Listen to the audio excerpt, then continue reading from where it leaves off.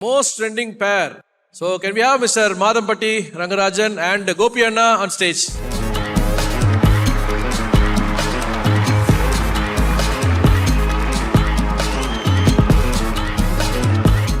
ஆக்சுவலாக இந்த விருதை வந்து நான் சொல்லணும்னு ஆசைப்பட்றேன். ஏன்னா இதில் ஒவ்வொரு ஆள் வந்து எனக்கு எப்படா விருது தருவீங்கன்னு எல்லா நேரமும் கேட்டுகிட்டே இருப்பாங்க. நான் கூட சொல்லுவேன், நான் இந்த தடவை சும்மா மிஸ்டர் மிஸ்ஸஸில் இருக்கப்போ சொன்னேன், நான் வந்து டெலி அவார்ட்ஸ் கமிட்டியில் இருக்கேன் அப்படின்னு சொன்னதுலேருந்து ரொம்ப பவ்யம் வேற எப்படியும் கிடச்சிருவாங்க. ஆனால் அந்த பொண்ணு ஒரு வாக்கு கொடுத்துருக்கு, என்னைக்கு எனக்கு விஜய் அவார்ட்ஸ் கொடுக்குதோ அன்னைக்கு நான் ரிசைன் பண்ணிடுவேன், எனக்கு அதோட வாழ்க்கையே போதும் அப்படின்னு. அந்த சத்தியத்தை நீ பின்பற்றணும் அப்படின்னு சொல்லிட்டு இந்த இதை கொடுக்குறோம். ரெண்டு பேரும் மோஸ்ட் டிசர்விங் ட்ரெண்டிங் பேர் வின்னர் பாலா அண்ட் நிஷா. ஒரு மிகப்பெரிய கைதட்டல் கொடுத்துடலாம் நம்மளுடைய நிஷா அண்ட் பாலா அவர்களுக்கு.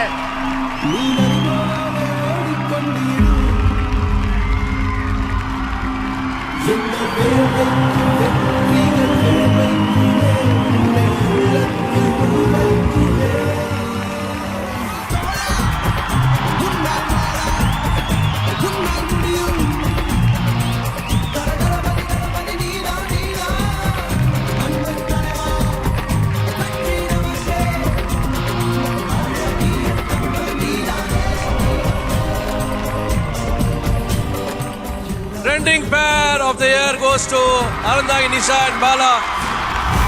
Ladies and gentlemen, please give a big round of applause for Bala and Arundhagi Nisha.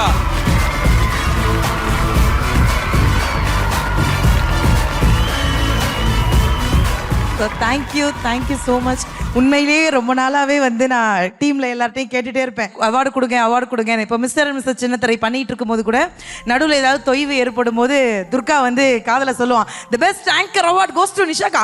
நான் ரெடியாக இருக்கேன் அப்படின்னு சொல்லுவேன். ஸோ அவ்வளவு சந்தோஷமான ஒரு விருது. நான் ரொம்ப சந்தோஷமாக அந்த இடத்துல சொல்கிறேன். அடிக்கடி மேடையில் வந்து எங்கள் ஊர்லன்னு சொல்லும் போது நிஜமாக ஊர்லேருந்து கிளம்பி வரும்போது எதை எடுத்துகிட்டு வந்தேன்னு தெரியாது, ஆனால் சத்தியமாக நம்பிக்கையை மட்டும் எடுத்துகிட்டு வந்தேன். ஸோ சாரி அண்ணா. அதாவது காமெடியன்ஸ் வந்து பார்த்தீங்கன்னா அவ்வளோ பேர் இருக்காங்க, ஒரு பெரிய பட்டாளமே இருக்கு, அதுவும் எல்லாம் ஆம்பளைங்களா இருக்கானுங்க. அதுல வந்து பெண்ணா நிக்கிறது வந்து சாதாரணமான விஷயமே கிடையாது. நம்மக்கிட்ட எதுவுமே இல்லை, நம்மக்கிட்ட ஏதோ ஒரு குறை இருக்குது அப்படின்னு நினைக்காதீங்க. உங்களை நீங்களே காதலிக்க ஆரம்பிச்சுக்கோங்க. நம்ம செய்கிற எல்லா விஷயமும் நல்ல விஷயமா இருக்கும். ஏன்னா நிறம் சார்ந்து நிராகரிக்கப்பட்டேன், உடல் பருவம் சார்ந்து எல்லாத்துலேயும் நிராகரிக்கப்பட்டேன். ஆனால் ஊர்லேருந்து வரும்போது இந்த நிமிஷம் வரைக்கும் நிஷாவால் சாதிக்க முடியுங்கிற ஒரே ஒரு நம்பிக்கை மட்டும் நான் இன்ன வரைக்கும் எடுத்துகிட்டு வந்தேன். ரொம்ப பெருமையாக சொல்கிறேன்டா மாக்காப்பா, கறிக்கடைக்காரன் பொண்ணு இன்னைக்கு விஜய் டிவி மேடையில் நின்று இந்த அவார்டை வாங்குறேன். இது என் ஊரில் இருக்க எல்லாருக்கும், என்னை விமர்சனம் பண்ண எல்லாருக்கும் இதை நான் டெடிகேட் பண்ணுறேன். ரொம்ப பெருமையாக சொல்கிறேன். விஜய் டிவிக்குள்ளே வந்ததுலேருந்து என்ன இந்த கலர் டாமினேஷன் யாருமே பண்ணது கிடையாது. எல்லாரும் என்னை அழகுன்னு சொல்லி நானே ஒரு நயன்தாராவாக உணர்ந்த தருணம் பல இருக்கு. இவன் அன்னைக்கெல்லாம் விக்கி சிவன் சார் ஒரு ஏர்போர்ட்டில் போயிட்டு இருக்காரு, நான் ஒளிஞ்சு போகிறேன், பின்னாடி ஒருத்தர் சொல்கிறாரு, மேடம் உங்கள் வீட்டுக்காரர் போகிறாரு போங்க அப்படின்னு. டேய் சும்மா இருங்கடா, அதை நான் விளையாட்டுக்கு மேடையில் சொன்னதுடா அப்படின்னு. அதுக்கு எல்லாம் காரணம் இந்த விஜய் தொலைக்காட்சியில் கலக்கப்போது யாரில் அத்தனை தம்பிங்க இருந்தப்போ என்னை உண்மையிலேயே கூட பிறந்த அக்காவாக கொண்டாடின எல்லா தம்பிகளுக்கும் இந்த மேடையில் ஒரு பெரிய நன்றி சொல்லிக்கிறேன். டைரக்டர் சார் தாம்சன் சாருக்கு ஒரு பெரிய நன்றி. ஜெகன் சார் ஆரம்பத்திலேருந்து இப்போ வரைக்கும் எல்லா விஷயத்துலையும் மோட்டிவேட் பண்ணுறீங்க. என்னை நேசிக்கிற எல்லாருக்கும் பெரிய நன்றி. இந்த சமூகத்துக்கு ஏதாவது ஒரு விஷயம் செய்கிற ஒரு அறந்தாங்கி நிஷாவா என்னைக்கும் உழைச்சிக்கிட்டே இருப்பேன், உங்களுக்கு ஏதாவது பண்ணிக்கிட்டே இருப்பேன். ரொம்ப நன்றி. Thank you so much. பாலா, உங்ககிட்ட பேசுறதுக்கு முன்னாடி உனக்கு ஒரு விஷயம் ஞாபகம் இருக்குமான்னு தெரியல, எங்கள் எல்லாருக்கும் ஞாபகம் இருக்குது. இதே மேடையில் வந்து ஒரு அவார்டு நீங்கள் வாங்கினீங்க, ஃபேவரட் காமெடியன் அவார்டு வாங்குறப்போ யூ மேட் அ ஸ்டேட்மெண்ட் இந்த ஸ்டேஜ் சேயிங், என்னால் முடிஞ்ச அளவுக்கு ஹெல்ப் பண்ணுவேன், ஒரு 100 பேருக்காவது நான் ஹெல்ப் பண்ணுவேன் அப்படின்றத நீங்கள் அப்போ சொன்னீங்க. அது இப்போ என்ன மாதிரி ஆயிருக்கு? 100 பேருக்கான கல்வி கொடுக்குறேன்னு சொன்னீங்கல்ல, அது இப்போ எந்த மாதிரி மாறி இருக்குன்றத ஒரே வீல பார்த்துக்கலாம்.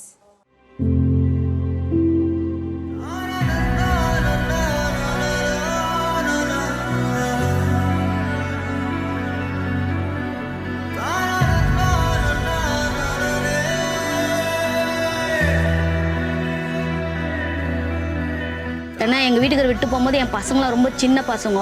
ஒரு நாளும் நான் எழுந்துக்கும் போது அப்படின்னா நான் அழுதுகிட்டே தான் எழுந்துப்பேன். 11 வயசுலேயே கையும் வந்துட்டு மிஷினில் விட்டு ஆக்சிடெண்ட் ஆயிடுச்சு. அம்மாவோட உடம்பு முடியாமல் இறந்துட்டாங்க. அம்மா இறந்ததுனால 3 மாசமா நான் வண்டி டியூ கட்ட முடியாமல் ரொம்ப அவஸ்தைப்பட்டுட்டு இருந்தேன். ஓலை வீடு தான் கட்டியிருந்தேன். ஒழுக ஆரம்பிச்சிது. நான் வாழ்க்கை இப்படி தான் ஓட்ட ஆரம்பிக்குமா. அப்பா வந்து டிரைவராக இருக்கார். திடீர்னு ஒரு சின்ன ஆப்ரேஷன்னால வந்து கார் ஓட்டக்கூடாதுன்னு சொல்லிட்டாங்க. அப்பா தான் எல்லாமே பார்த்துன்னு இருந்தார். அப்பா எப்படி படிக்க வைக்க போகிறாருன்னு தெரியல. இவர்களின் கண்ணீரை துடைக்க கடவுள் ஒரு சில மனிதர்களை அனுப்பி வைக்கின்றனர். அத்தகைய மனிதர்களில் ஒருவர்தான் பாலா. எல்லா நிகழ்ச்சிகளையும் விடாமல் எடுக்கிறானே இவன். அப்படி பணம் சேர்த்து என்ன செய்ய போகிறான்? இதுதான் ஆரம்பத்தில் இவனைப் பற்றிய மற்றவர்களின் வார்த்தைகள் அன்று. ஆனால் இவன் உடலை வருத்தி குரலை மாற்றி தூக்கம் தொலைத்து சேர்த்ததெல்லாம் அவனுக்காக இல்லை, அவர்களுக்காக. பாலா வந்து நான் வந்து நேரில் பார்த்தே கிடையாது, எனக்கு பழக்கமும் கிடையாது. என்னை ஓமந்தன் ஆஸ்பத்திரியில் சேர்த்தவொடனே ஃபஸ்ட்டு அவர் தான் வந்தார். ஃபஸ்ட்டு செமஸ்டர் ஃபீஸை வந்து பே பண்ணியிருக்காரு. கூட பிறந்த அண்ணனா இருந்தால் கூட இந்த ஹெல்ப் பண்ணியிருப்பாங்களான்னு தெரியல. 8 லட்சம் ரூபாய் கொடுத்துருக்காங்க இது வரைக்கும். அவங்க எங்களுக்கு கொடுத்ததுக்கு அப்புறம் தான் இப்போ தான் எங்கள் குடும்பத்தில் ஓரளவுக்கு நாங்கள் கொஞ்சம் சந்தோஷமாக இருக்கிறோம், நிம்மதியான சாப்பாடு சாப்பிட்றோம். நாங்கள் இருக்கிறோம், உங்களுக்கு நீங்கள் அழுவாதீங்க அப்படின்னு சொல்லிட்டு என் வண்டி எனக்கு மூட்டு கொடுத்தாங்க. நல்லவர்கள் கூடும்போது நன்மைகளும் கூடி போகும். தொலைஞ்சு போன என்னோட வாழ்க்கையில புது வாழ்க்கையை கொடுத்து ஒரு நம்பிக்கையை கொடுத்துருக்காரு. தாத்தா ஏன் இவ்வளோ கஷ்டப்படுற, நல்லா பக்காவாக டைஸாக போட்டு உங்களுக்கு ஆடவும் செய்து கொடுக்குற. அதே போல் வீடு கட்டி கொடுத்தாரு. கற்றுத்தரும் காலமே நம்பினால் யாவும் மாறுமே. நம்பு மனமே.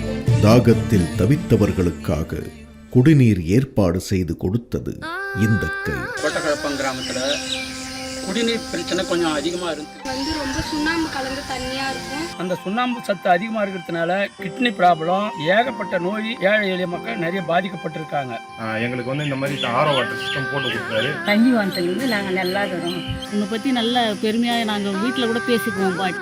உயிருக்கு போராடிய மனிதர்களுக்கு உதவிக்கு வந்தது இந்த கை. அந்த ஆகாயம் போதாத பறவை ஒன்று. உலகத்தின் பார்வைக்கு மேடையில் ஆடும் கோமாளி அவன். ஆனால் எத்தனையோ மனிதர்களின் வாழ்க்கையில் ஹீரோ அவன். பாலாவை இப்போ எனக்கு வந்து ஒரு கடவுளை நினைக்கிறேன். கடவுள் மாதிரி வந்து என் வாழ்க்கையை விலைக்கேற்றி வச்சாங்க. நானும் பாலாவும் சேர்ந்து ஒரு ஃபோட்டோ எடுத்து வீட்டுக்கு உள்ள ஒரு பெரிய ஆல்பம் ஒன்று மாட்டணும்னு ஆசைப்படுறேன். அந்த ஃபோட்டோ பார்த்து நான் பார்த்துட்டே சாகணும்னு ஆசைப்படுறேன். உயிர்களை எழுந்தது போதும், உறவுகள் அழுந்தது போதும். இது சமூகத்திற்கான ஒரு இளைஞனின் உழைப்பு.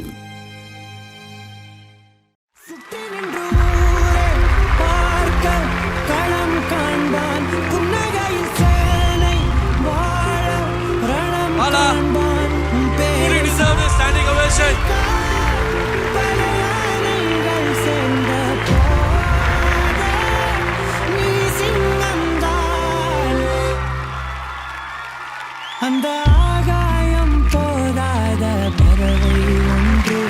நதி கண்ணாடி பார்த்து மனம் இருந்தது இன்று. கடலால் தீராத எறும்பின் தாகம். 4 காசு சம்பாதிக்கிறோம் அப்படின்ற பட்சத்தில் எல்லாருமே என்ன தெரியுமா யோசிப்பாங்க? நம்ம செட்டில் ஆகணும், நம்ம லைஃப்பை பார்த்துக்கணும், நம்ம லைஃப் ஸ்டைல் பார்த்துக்கணும் அப்படின்னு தான் யோசிப்பாங்க. ஆனால் அது எதுவுமே இல்லாமல் நம்மளை விட அடுத்தவங்க நல்லா இருக்கணும் அப்படின்னு சொல்லி அந்த ஒரு நல்ல எண்ணத்தோட சம்பாதிக்கிற காசு எல்லாத்தையும் வந்து நீங்கள் வந்து இந்த மாதிரி ஒரு விஷயத்தை பண்ணிட்டு இருக்கீங்க. உண்மையிலே very very happy. Love you. எல்லாருக்கும் வணக்கம். ஸோ ரொம்ப நன்றி. நான் இந்த கலக்கப்பத்திர விஜய் டிவியில் ஆரம்பிக்கிறதுக்கு முன்னாடி வந்து எப்படின்னா, நான் ரொம்ப இன்ஃபீரியாரிட்டி காம்ப்ளெக்ஸ் எனக்கு ரொம்ப ரொம்ப அதிகம். ஓப்பனாக சொல்லணும்னா 4 வார்த்தை இங்கிலீஷில் பேச தெரியாது, பெருசாக ஃபேமிலி பேக்ரவுண்ட் இல்லை அப்படின்னு நினைக்கும் போது என் பின்னாடி எதுவுமே இல்லை. ஆனால் ஒன்றே இருந்துச்சு, ஆசை மட்டும் இருந்துச்சு. ஸோ அந்த ஆசையை வச்சு ஏதாவது பண்ணோன்னா திறமை வேணும்னா நம்மக்கிட்ட முயற்சி வேணும்னா அதுக்கான உழைக்கணும். ஸோ இது எதுவுமே என்கிட்ட இல்லை. ஸோ அப்படி உழைக்கும் போது நான் வந்து விஜய் டிவிக்கு ஆடிஷன் போகும்போது ஒரு 30 பேருக்கு நான் நன்றி சொல்கிறேன். ஏன்னா விஜய் டிவிக்கு முதல்ல ஆடிஷன் போகிறேன்னு சொல்லும்போது என்னால் முடியாதுன்னு சொன்னாங்க. அப்புறம் விஜய் டிவி கலக்கப்பத்திர ஆடிஷன் போனேன். ஆடிஷன் போய்டுவேன், எப்படி செலக்ட் ஆவான்னு கேட்டாங்க. செலக்ட் ஆனால் இப்படி ஒரு எபிசோட் தாண்ட மாட்டேன், உன்னால் முடியாதுன்னு சொன்னாங்க. ஒரு எபிசோட் தாண்டினேன். ஒரு எபிசோட் தானே அப்படி ஃபைனல் போயான்னு கேட்டாங்க. உன்னால் முடியாதுன்னாங்க. ஃபைனல் போனேன். ஃபைனல் போனால் எப்படி ஜெயிச்சிருவேன்னு கேட்டாங்க. உன்னால் முடியாதுனாங்க. நான் ஜெயிச்சிருவேன்னு சொல்லி ஜெயிச்சிட்டேன். அதுக்கப்புறம் விஜய் டிவியில் இருக்க நல்ல உள்ளவங்களாம் சேர்ந்து என்ன ஆங்கர் ஆக்கினாங்க. ஆங்கருக்கு அப்புறம் வாழ அடுத்து என்ன பண்ண முடியும் அப்படின்னும் போது எனக்கு என்ன பண்ணுறது தெரியல. இந்த சோஷியல் சர்வீஸ்லாம் போன வாட்டி இந்த அவார்ட்ஸில் வீடியோ போட்டாங்க. ஏதோ 3 பேரை படிக்க வச்சு வீடியோ போட்டால் என்ன அதுக்கு மேலே என்ன உன்னால் பண்ண முடியும், உன்னால் முடியாது அப்படின்னு சொல்லிட்டு சொன்னாங்க.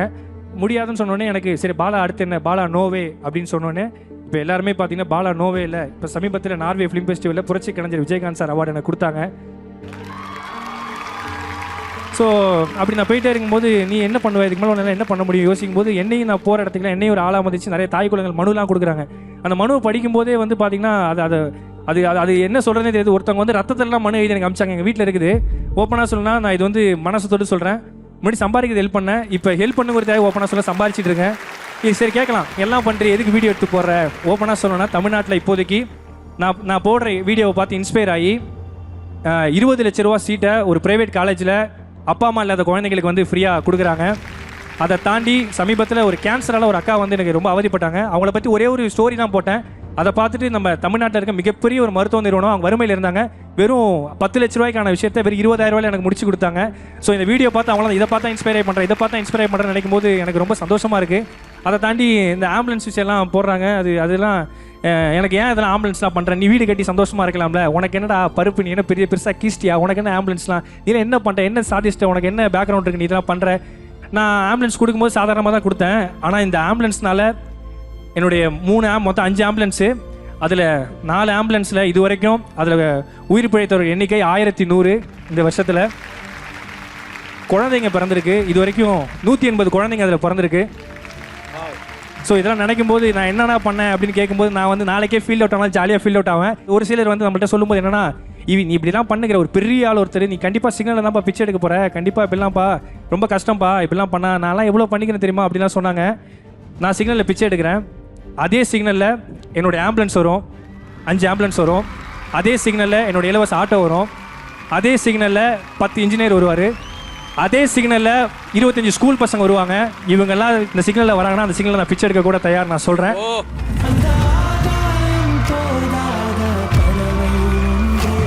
எல்லாருக்கும் ரொம்ப ரொம்ப நன்றி. என்னுடைய அன்பனன் அமுதவாணனுக்கு ரொம்ப ரொம்ப நன்றி. தேங்க்யூ, ரொம்ப நன்றிண்ணே, தேங்க்யூ. அதை தாண்டி என் மேலே இன்றைக்கி வரைக்கும் நான் இன்றைக்கி இந்த மாதிரி கலாச்சி ஜாலியாக பேசுகிறேன், ஒரு ஸ்கிரிப்ட் நாலேஜ் அதெல்லாம் பண்ணுறேன்னா தாம்சன் சார் தான். தாம்சன் சார் ரொம்ப ரொம்ப நன்றி சார். எப்பயுமே வந்து நான் வந்து நிறைய விஷயங்கள் வந்து யோசிப்பேன், ஆனால் எனக்கு செய்ய தெரியாது. ஏதாவது என்ன பண்ணு யோசிக்கும் போது என் கூட 2 பேர் எப்பயுமே இருப்பாங்க. பக்காவாக இவன் ஏதாவது பண்ணணும்னு நினைக்கிறேன். ரிச்சர்ட், ஜோஷுவா 2 பேருக்குமே ரொம்ப ரொம்ப நன்றி. அதை தாண்டி சேகர் அண்ணனுக்கு ரொம்ப ரொம்ப நன்றி. சேகர் அண்ணன், மோ சார் ரொம்ப ரொம்ப நன்றி sir. Thank you so much sir. Thank you sir. Bala sir, குட்டி சார், எல்லாருக்கும் ரொம்ப ரொம்ப நன்றி. Thank you so much. Thank you so much. Thank you so much. We love you டா செல்லம்.